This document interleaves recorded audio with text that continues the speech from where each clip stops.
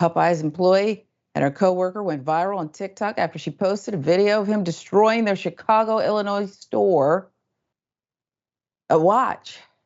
This is what happens when you don't get paid for a month. Those like some good ass fries. They ain't gonna lie to you. Hey.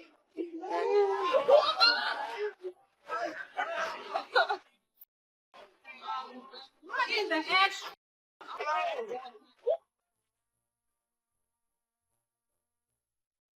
At least he got his money. This is apparently what happens when you don't pay people for a month.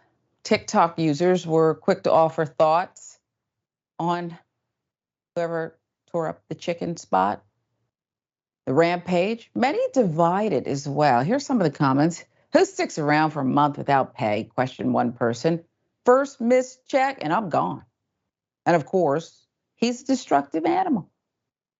Now he's got to pay for the damages, commented another who branded the situation crazy. Plenty of viewers seem to agree that the frenzy was ultimately not worth the satisfaction. I understand his anger, but now he definitely isn't getting paid, said a third. This is a corporation. He could have sued, got a nice settlement check. It's from a Daily Mail. I don't know if you could just sue and get a settlement check, okay, unless you're a huge company suing another company that lies all the time. Then maybe you get a settlement. But everyday Americans, perhaps this is a metaphor for more, Bennie, fed up. Fed up.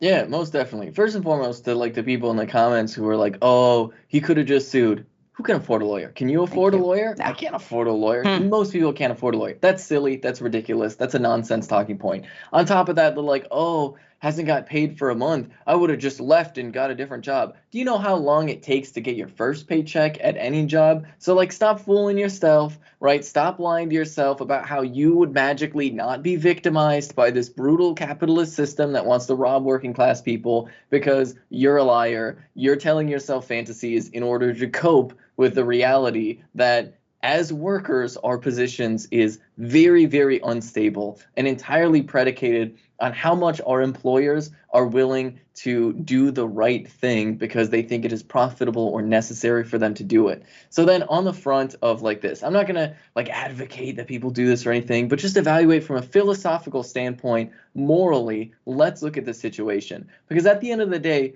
what is really the stakes here? The stakes for the employee is their entire life, their ability to pay for their food, their shelter, to survive. That is what is at stake for them when employers don't pay their wages. What is at stake for the company?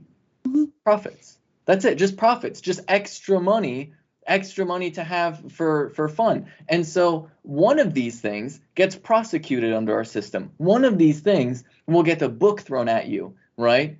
What the employee did, which threatens profits, versus what the employer does, which is threaten your entire livelihood.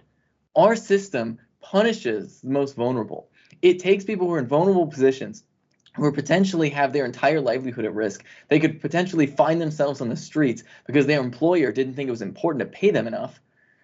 And like, that is what doesn't get punished by our system, right? The employers not paying their workers. But what does get punished under our system is when employees do things like this. So purely from a moral and philosophical standpoint, there's an extreme imbalance of power. There's an extreme imbalance of consequence, and there's an extreme imbalance of how these things affect different people. Because $3,000 to a worker is very different than $3,000 to a business that it's just going to eat into their profits.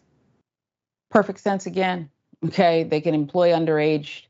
They can employ children, slap on the wrist, because they're all in this room, yet they've conditioned people who are in the same predicament to go online and say, nah, you could have just left, to defend the giant.